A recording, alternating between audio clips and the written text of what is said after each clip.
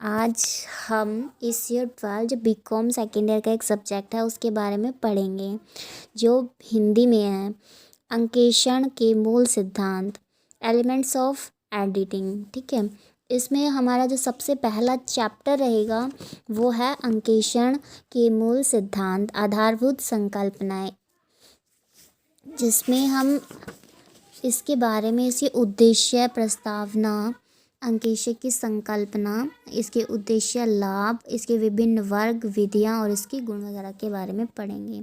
इससे हमें क्या क्या पता चलेगा, अंकेक्षक की संकल्पना समझ पाएंगे और अंकेक्षक के उद्देश्य के बारे में बता सकेंगे और विभिन्न वर्गों का वर्णन और इसकी विधियाँ कैसी हैं और इसके गुण क्या क्या हैं उसके बारे में हमें पता चलेगा। ठीक है, अंकेक्षक की जो संकल्पना है। ठीक है, सबसे पहले इसकी प्रस्तावना क्या है। प्रस्तावना में आ जाता है बड़े पैमाने पर उत्पादन करने की प्रणाली के आगमन से लेखांकन का सत्यापन और जांच करना अनिवार्य हो गया। पहले काम छोटे लेवल का होता था, फिर काम बड़े लेवल का शुरू हो गया, तो अब क्या हो गया कि काम की जांच करना भी ज़रूरी हो गया है, जिसके लिए हमें किसकी ज़रूरत पड़ी, ऑडिटर की। और वहीं से ही ऑडिटर की उत्पत्ति हुई, अंकेक्षक की उत्पत्ति हुई, जो लेखांकन से रिलेटेड सारी पुस्तकों को रिकॉर्ड रखता है और उसकी जांच करता है।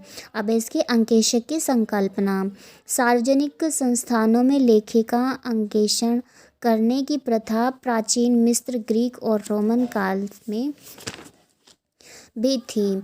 उन दिनों सार्वजनिक संस्थाओं के लेखों की जांच करने के लिए जांच लिपिक नियुक्त किए जाते थे। ठीक है, और अंकेक्षक के रूप में उनका मुख्य उद्देश्य पता लगाना होता था कि जो व्यक्ति लेखा लिखने के लिए उत्तरदायी है उन्होंने सभी payments and receipt and payment लिखी हैं या नहीं लिखी हैं, और उनकी धोखेबाजी के बारे में पता लगाना होता था। अंकेक्षक की उत्पत्ति कब हुई, 18th सेंचुरी में हुई और किसके परिणाम हुई थी, औद्योगिक क्रांति के परिणाम हुई थी। इस औद्योगिक क्रांति के चलते बड़े बड़े उत्पादन, स्टीम उद्योग का प्रयोग, उन्नत बैंकिंग सुविधाएं और बेहतर यातायात और संचार के साधन उपलब्ध हुए। ठीक है, हमसे कोई ये पूछे कि अंकेक्षक की उत्पत्ति कब हुई थी। अंकेक्षक की उत्पत्ति हुई थी 18th सेंचुरी में, 18वीं शताब्दी में, औद्योगिक क्रांति के फलस्वरूप। अब औद्योगिक क्रांति जब आई तो क्या हुआ, जो बिज़नेस छोटे लेवल का होता था उसका पैमाना बढ़ गया, वो बड़े पैमाने का बन गया। अब बड़े पैमाने का बन गया तो उसके लिए हमें किस चीज़ की ज़रूरत पड़ने लग गई, फाइनेंस की, किसकी, कैपिटल की। और कैपिटल तो इतनी आसानी से तो मिलने वाली है नहीं। अब अपने सीमित साधनों के कारण छोटे छोटे उद्यमियों के लिए इस बढ़ी हुई पूंजी की आवश्यकता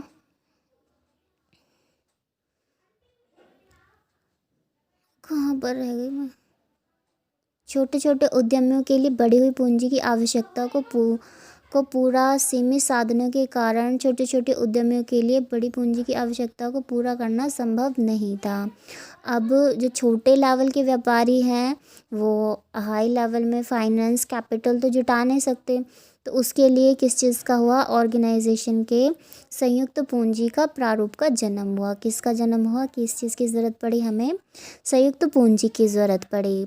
संगठन के इस प्रारूप के अंतर्गत अंशधारी कैपिटल का योगदान करते हैं। अब कहाँ से पैसा आया, छोटे लेवल के व्यापारियों के लिए, छोटे लेवल के जो व्यापारी थे उनके लिए जो पैसा आया वो आया हमारे अन्य लोगों के थ्रू, जो अपने पैसे को जोड़ना चाहते हैं। जो जिनके पास पैसा है वो ये चाहते हैं कि वो कहीं ना कहीं अपने पैसे को लगाएं। ठीक है, इस तरीके से वो अपना पैसा लगा सकते हैं, और जो बाकी बंदे हैं उनको ये पता चल, उनको बिज़नेस करने के लिए अच्छी अपॉर्चुनिटी मिल जाएगी, पैसा मिल जाएगा। जैसे कि ये हमारा ब्रदर है, ठीक है, हमारे पास ही लगा लो काफ़ी सारी कैपिटल है, हम उस कैपिटल को कहीं इन्वेस्ट कर देते किसी लॉटरी वगैरह में, ठीक है, बढ़ने के लिए। ठीक है, जिससे हमारा ये है कि हमारा पैसा बढ़ता रहेगा, और वो उसी पैसे को लेके सामने वाला बंदा किसी उन शेयर्स को किसी कंपनी को दे देता है, जिससे वो अपना बिजनेस अच्छे से कर सकें। और संगठन की वित्तीय स्थिति जान। अब क्या है, अब उन्होंने पैसा ले लिया, पैसा लेने के बाद क्या होगा, उस पैसे को कहीं ना कहीं लगाएंगे। ठीक है, यह स्वाभाविक है। जो शेयर होल्डर हैं जिन्होंने अपने पैसा लगाया है वो क्या करेंगे, बिजनेस कैसा चल रहा है उसकी फाइनेंशियल पोजीशन के बारे में जानना चाहेंगे। तो उसके लिए एक व्यक्ति नियुक्त किया जाता है जो इन सब की जांच करता है, उसको हम अंकेशक कहते हैं। ठीक है, अंकेशक और अंकेषण दोनों में ही अंतर होता है। अंकेषण कार्य होता है और करने वाला जो व्यक्ति होता है उसको अंकेशक कहते हैं। जहाँ पर हमें किसकी ज़रूरत पड़ी, अंकेशक की ज़रूरत पड़ी। अंकेशक इन सभी लेखांकनों को लिखता है, जो बिचौलिए के एक तरीके से काम करता है कि जिससे छल कपट की गुंजाइश ना बचे। ठीक है, भारत में राज्य और आय व्यय, इनकम एंड एक्सपेंस के लेखांकन और जो अंकेशक की प्रणाली कब कब से किस समय से थी, मौर्य और हिंदू राजाओं के समय से थी। मौर्य और हिंदू राजाओं के समय के बारे में आपको तो पता होगा कि मौर्य साम्राज्य चंद्रगुप्त मौर्य के नाम से जब वो राजा आए थे उस समय शुरू हुआ था, और अशोक सम्राट के जाने के बाद उनका मौर्य साम्राज्य समाप्त हो गया था। अब कौटिल्य ने अपनी पुस्तक अर्थशास्त्र में राजकीय वित्त के लेखांकन और अंकेशक संबंधी ब्यौरे दिए थे। उनके अनुसार सभी संस्थाएं फाइनेंस पर निर्भर करती हैं, इसलिए सबसे पहले क्या है, सर्वप्रथम ध्यान राजकोष पर दिया जाना चाहिए। उन्होंने विभिन्न प्रकार के छल कपट और गमन का भी उल्लेख किया है और उनके लिए सजाएं भी बताई गई हैं, नियत की गई हैं। अब अंकेशक का कार्य क्या हो गया कि मतलब जितने भी हमारा पैसा आया है गया है उस सब का रिकॉर्ड रखा, और किसी ने जो धोखाधड़ी करी है उसके लिए किस तरह की उसकी सज़ा सुनाई जाएगी उसके बारे में जो भी कोई काम है वो सारा काम ऑडिटर का होता है, अंकेशक का होता है। भारत में लेखांकन का पेशे के रूप में विकास अभी हाल ही में हुआ है। कंपनी अधिनियम 1913 में अंकेशक की योग्यता निर्धारित की और उसके अधिकारों व कर्तव्य और उसकी नियुक्ति की विधि का भी उल्लेख किया, और इस अधिनियम के अनुसार संयुक्त पूंजी कंपनी का अंकेशक रूप अनिवार्य हो गया है। अब जी इतना सारा पढ़ने में काफ़ी ज़्यादा टाइम लग जाएगा, मैं इसलिए शॉर्टकट में बता देती हूँ कि जो हमारा कंपनी अधिनियम 1913 में अंकेशक की योग्यता के अनुसार ही इसमें सारी विधियाँ आती हैं। ठीक है, जो अंकेशक है, अंकेशक बनने के लिए किसी भी व्यक्ति को सबसे पहले क्या करना पड़ेगा, केंद्र सरकार और राज्य सरकार द्वारा डिप्लोमा और सर्टिफिकेट दिए जाते हैं, जिसके लिए अंकेशक के कार्य में पारंगत होना होगा। जब वो अंकेशक के कार्य में पारंगत हो जाएगा तो उसको सर्टिफिकेट दिया जाएगा, जिसके बाद ही वो अपना कार्य कर सकता है। कंपनी अधिनियम आप सबको पता है 1956 में आया था। उसके अनुसार क्या है, 1956 में कंपनी के लेखे और अंकेशक संबंधी प्रावधान के अनुसार जब कोई व्यक्ति कंपनी के अंकेशक के रूप में नियुक्ति के योग्य तब तक नहीं होता जब तक कि वह चार्टर्ड अकाउंटेंट एक्ट द्वारा दिए गए अर्थ के अनुसार चार्टर्ड अकाउंटेंट न बन जाए। अब है अंकेशक की परिभाषा। अंकेशक की परिभाषा इसकी उत्पत्ति के साथ ही शुरू होती है। इसकी उत्पत्ति कहाँ से हुई, इंग्लिश में इसको ऑडिट कहते हैं, और ये लैटिन भाषा के शब्द ऑडिरे से बना है, जिसका अर्थ है टू हियर। पुराने ज़माने में जो व्यावसायिक संस्था के मालिकों को जब भी छल कपट की संभावना होती थी तो वो क्या करते थे, लेखी की व्यावसायिक संस्था के मालिक जो होते थे उसकी जांच के लिए किसी व्यक्ति को नियुक्त करते थे, जो उसको उसमें ही धोखाधड़ी, गलती, छल कपट का पता लगा सके और उसकी एक रिपोर्ट प्रस्तुत कर सकें कि बैलेंस शीट और प्रॉफिट एंड लॉस अकाउंट में दिखाई गई सारी फाइनेंशियल चीज़ें, वित्तीय स्थिति है, जो उसकी रिपोर्ट है वो सही है या नहीं है, उनकी अच्छे से जांच कर सके। अंकेशक की एक सुस्पष्ट परिभाषा, हम इतना सब पढ़ने से अच्छा एक ही परिभाषा को याद कर लें। जो अंकेशक है, अंकेषण है बिजनेस की लेखा पुस्तकों और रिकॉर्ड की एक व्यवस्थित और वैज्ञानिक जांच है, जिससे कि अंकेशक स्वयं को संतुष्ट कर सके कि balance sheet, profit and loss ठीक प्रकार बनाए गए हैं और वे वित्तीय अवधि के लिए बिजनेस की फाइनेंशियल पोजीशन का ठीक व सही चित्र दर्शाते हैं। इसकी एक छोटी सी डेफिनेशन, अंकेशक की ऑडिट की एक छोटी सी डेफिनेशन याद रख लेना कि जो अंकेशक का कार्य है, अंकेशक के कार्य से ही इसकी परिभाषा स्पष्ट होती है। अंकेशक का कार्य क्या होता है? लेखा पुस्तकों की रिकॉर्ड की जांच करना। तो अंकेषण क्या हो गया? बिजनेस की लेखा पुस्तकों और रिकॉर्ड की एक व्यवस्थित और वैज्ञानिक जांच, जिससे कि वो अपने आप को ही संतुष्ट कर सके, अंकेशक स्वयं संतुष्ट हो सके कि जो भी balance sheet, profit and loss बनाई हैं वो ठीक हैं या नहीं हैं। अब है लेखांकन और अंकेषण में अंतर। ठीक है, लेखांकन और अंकेषण में क्या अंतर है? लेखांकन में सारा कार्य लेखाकार के द्वारा किया जाता है और लेखाकार का काम होता है जो भी कोई सामान आया है उसके लेन देनों की एंट्री करना, ट्रायल बैलेंस बनाना और फिर ट्रेडिंग एंड पीएल अकाउंट और बैलेंस शीट से रिलेटेड होता है। अंकेषण एक संस्था की सही व उचित स्थिति और उसके कार्य परिणामों को जानने और उसकी वित्तीय स्थिति की जांच और लेखा पुस्तक की आलोचनात्मक निरीक्षण करना है। इतना बड़ा, इससे तुम दो इसमें से पॉइंट बना लो छोटे छोटे से कि लेखांकन और अंकेशक के बारे में। लेखांकन का कार्य लेखाकार के द्वारा किया जाता है और जब लेखाकार का कार्य जहाँ ख़त्म हो जाता है वहीं से ही अंकेशक का कार्य शुरू हो जाता है। अगर हम इसे छोटी सी भाषा में बोले तो अंकेशक का कार्य लेखापाल का कार्य पूरा होने के बाद शुरू होता है। अब है अंकेषण और अनुसंधान में डिफरेंस बताना है हमें। अंकेषण अनुसंधान विशेष उद्देश्य के लिए लेखा की जांच है। उद्देश्य उधार लेने वाली संस्था की वित्तीय स्थिति या संस्था की लाभोपार्जन क्षमता मालूम करता है। ठीक है, मतलब अनुसंधान जो होता है वो उसके उद्देश्य लेखा की जांच है, विशेष उद्देश्य, और जो उधार लेने वाले संस्था की वित्तीय स्थिति और लाभोपार्जन क्षमता आदि को मालूम करता है। जो बाहर का कार्य करता है, ठीक है, वो अनुसंधान होता है। जो अंदर का कार्य करता है वो अंकेशक होता है। ठीक है, अंकेशक संस्था के स्वामी की ओर से किया जाता है। अनुसंधान ऐसे व्यक्ति की ओर से किया जाता है जो बिजनेस के पार्टनर के रूप में शामिल होना चाहते हैं या मालिकों की ओर से होते हैं जब तक अपने बिजनेस में धोखेबाजी का संदेह होता है। ठीक है, आगे फिर हम इसका अगला पॉइंट हम पढ़ेंगे। जो हमारा अगला पॉइंट है,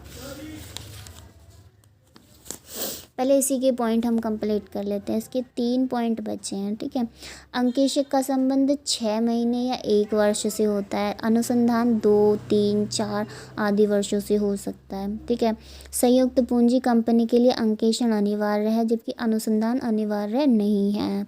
अनुसंधान का कार्यक्रम अनुसंधान के उद्देश्य पर निर्भर करता है। यह केवल लेखा पुस्तकों की जांच तक ही सीमित होता है। इसके अंतर्गत संबद्ध मामलों की जांच पड़ताल भी की जाती है, जबकि अंकेशक का संबंध वित्तीय वर्ष के लिए लेखा रिकॉर्डों की आलोचनात्मक जांच और बिजनेस की फाइनेंशियल पोजीशन और कार्य परिणामों की रिपोर्ट प्रस्तुत करना। इसका एक छोटा सा पॉइंट है, इतने बड़े से अच्छा तुम एक छोटा सा पॉइंट याद रख लो कि अनुसंधान का जो कार्य है वो अनुसंधान के उद्देश्य पर निर्भर करता है, जबकि अंकेशक का संबंध है वो मतलब कोई डरिंग पीरियड, जो एक वित्तीय पीरियड होता है, ख़त्म होता है, उसमें लेखा रिपोर्टों की आलोचनात्मक जांच और इसकी फाइनेंस से रिलेटेड जितने भी कार्य परिणामों की रिपोर्ट प्रस्तुत करना होता है।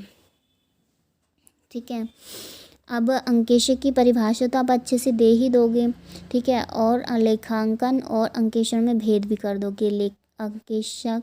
अंकेषण की परिभाषा क्या होगी कि जो हम इसको छोटे से पॉइंट में लिख देते हैं।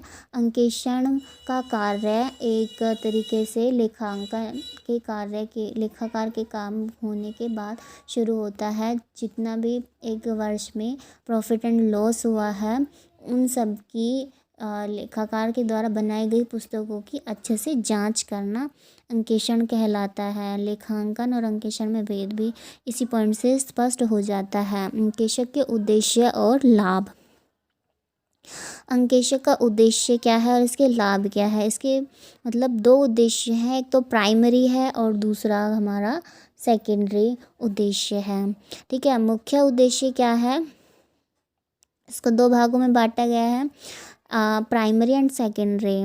पहले हम प्राइमरी पढ़ेंगे। ठीक है, अंकेक्षक का मेन फोकस जो होता है एक मतलब फाइनेंशियल ईयर के लिए वित्तीय विवरणों और उसके समर्थन में जो भी लेखा रिकॉर्ड है उनकी विश्वसनीयता से जांच करना होता है। जो कंपनी अधिनियम 1956 के अनुसार कंपनी के अंकेक्षक के लिए यह बताना होता है कि उसकी राय में लेखा कंपनी की स्थिति का सच्चा और उचित निर्देश चित्रण करते हैं या नहीं। इस प्रकार यह प्रमाणित करने के लिए कि लेखा व्यवसाय की स्थिति का सच्चा और उचित रूप दर्शाते हैं या नहीं। ठीक है, इस प्रकार यह प्रमाणित करने के लिए कि लेखे बिजनेस की फाइनेंशियल पोजीशन को सही दिखाते हैं या नहीं दिखाते हैं, ये तो इसका मुख्य उद्देश्य होता है। ठीक है, और इसका सेकेंडरी उद्देश्य क्या होता है वो भी हम पढ़ लेते हैं। इसका सेकेंडरी उद्देश्य होता है अशुद्धियों का पता लगाना और उन्हें रोकना। लिटा दो, लिटा दो थोड़ी देर मम्मी। ले लेना, 1 मिनट में सामान ले रही हूँ। सो गई वो, उठ तो लिटा दो, उठाओ तो मैं संभाल लूंगी। मंजू वहाँ रजाई में लाओ यहाँ दे दो, गोदी में दे दो।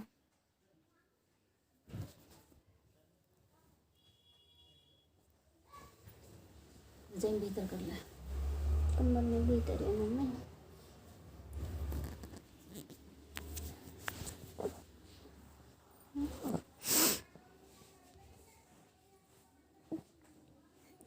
गौण उद्देश्य।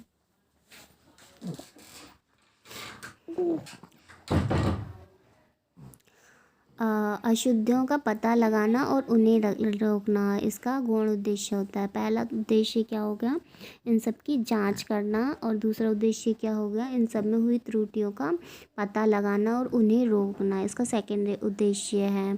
ठीक है, अशुद्धियाँ निम्न प्रकार की अशुद्धियाँ हैं वो विभिन्न प्रकार की हो सकती हैं। उन्हें रोकने जो इस प्रकार दी गई हैं। लेखन की अशुद्धियाँ हो सकती हैं, जैसे ऐसी अशुद्धियाँ गलत एंट्री करने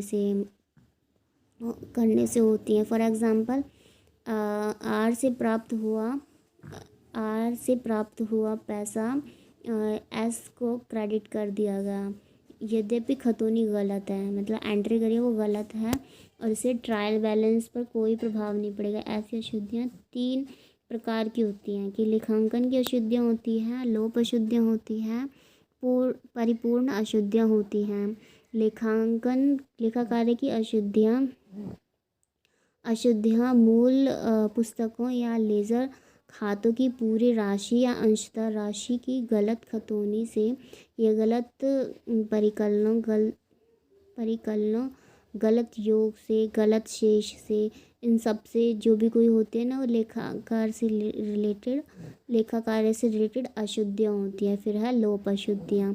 ठीक है, ऐसी अशुद्धियाँ जो लेन देन की मूल में रिकॉर्ड ना करने से या लेज़र में एंट्री ना करने पर होती हैं। पहले तो हो गया कि हमने एंट्री गलत कर दी, और दूसरी कैसी हमारी गलती हो सकती है कि हमने एंट्री की ही नहीं, और तीसरी परिपूर्ण अशुद्धियाँ हो सकती हैं, जैसे कि हमने जब 2 या 2 से अधिक अशुद्धियाँ इस प्रकार होती हैं कि डेबिट और क्रेडिट पर प्रभाव शून्य हो, उन्हें परिपूर्ण अशुद्धियाँ कहते हैं। फॉर एग्ज़ाम्पल देख लेते हैं कि वाई के अकाउंट को 450 से डेबिट करना है और उसके स्थान पर 850 से कर दिया। अब इसका प्रभाव दोनों तरफ ही पड़ा ना, ये एक्स पर भी पढ़ा, वाई पर भी पढ़ा, ठीक है, वाई पर भी पढ़ा। और मतलब एक सदस्य जो देने वाला है और एक सदस्य जो लेने वाला है, दोनों पर ही पढ़ा। तो ये एंट्री पूरी है, लेकिन एक संख्या गलत लिखने से ही ये परिपूर्ण होने के बाद भी अशुद्ध। दूसरी है फिर है अगला पॉइंट हमारा, तो हमारे लेखन की अशुद्धियाँ होगी। फिर है सैद्धांतिक अशुद्धियाँ। जब किसी लेन देन का रिकॉर्ड करने के लिए किसी मूलतः लेखांकन सिद्धांत का उचित रूप से पालन किया जाए तो ऐसी अशुद्धियाँ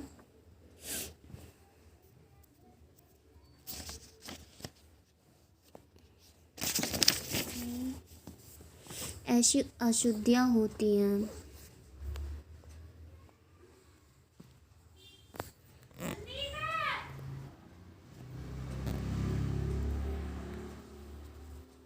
जैसे कि यदि एक्सपेंस और इनकम का पूंजीगत, आयगत और व्ययगत मदों के बीच में गलत विनियोजन हुआ और तो अंतिम स्टॉक का अधिक मूल्यांकन हुआ है तो इन अशुद्धियों का तलपट पर कोई असर नहीं पड़ेगा। लेकिन जब प्रॉफिट एंड लॉस पर हम जाएंगे तो कभी कभी अशुद्ध लेखांकन के गोलमाल करने के लिए जानबूझकर भी हो सकती हैं और कभी कभी ये ठोस लेखा सिद्धांतों का ज्ञान न होने पर अज्ञानवश हो सकती हैं। ठीक है, जब हमें सैद्धांतिक अशुद्धियाँ जो होती हैं कि हमें काफ़ी सारी चीज़ें ऐसी कि गोलमाल करने के लिए जानबूझकर कई बार हम छोड़ देते हैं या अज्ञानवश हो जाती हैं, वो सैद्धांतिक अशुद्धियाँ होती हैं। ठीक है, छल कपट का पता लगाना और उन्हें रोकना। छल कपट हमेशा संस्था के स्वामियों को धोखा देने के लिए सोच समझकर और जानबूझकर किए जाते हैं। छल कपट के बारे में तो आपको पता है, छल कपट कैसा हो सकता है, गमन हो सकता है या लेखे की गड़बड़ी या जालसाजी से। गमन में रोकड़ का हो सकता है और जो नवे हमारा माल है गुड्स है उसका हो सकता है, और लेखे की गड़बड़ी या जालसाजी से लीपापोती गुप्त कोश। ठीक है, इसके बारे में तो आप छोटे छोटे से पॉइंट अपने आप भी बना सकते हो। वैसे तो काफ़ी बुक में भी दिया हुआ है, एक बार छोटी सी नज़र में इसको पढ़ लोगे बहुत अच्छा होगा, और नहीं भी पढ़ते हो तो भी बना बना के बहुत लिख सकते हो। अब हम इसके पढ़ेंगे प्रॉफिट्स, बेनिफिट्स क्या क्या है। लड्डू